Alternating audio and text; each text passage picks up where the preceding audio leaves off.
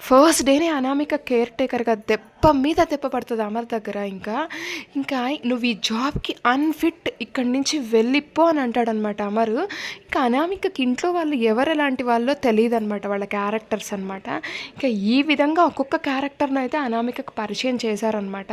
ఇంకా అంజు పాప ఎలాంటిదో, మనోహరి నెగెటివ్ క్యారెక్టర్‌ని ఫస్ట్ టైం ఇలా ఎదురు దెబ్బలు తగిలి వాళ్ళ వ్యక్తిత్వం ఏంటో తెలిస్తేనే కదా అనామిక వాళ్ళని ఎదురు దెబ్బ తీసి వాళ్ళ నుంచి తప్పించుకునేదనమాట. అందుకని ఫస్ట్ డేనే అందరి వ్యక్తిత్వాలను అయితే పరిచయం చేసేసారు అనామికకు అనమాట.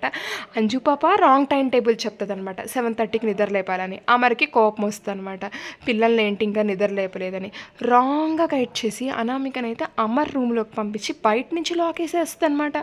ఇంకా అమర్ ఫుల్గా సీరియస్ అయిపోయి అరుస్తాడు, అనామిక నువ్వు ఇక్కడి నుంచి వెళ్ళిపో అని చెప్పేసి. ఇంకా ఆ గడేసింది మనోహరినే అండి. ఈ గడి రావట్లేదు, నేను అందుకే ఈ రూమ్లో ఉన్నానని కూడా చెప్తుంది అనమాట.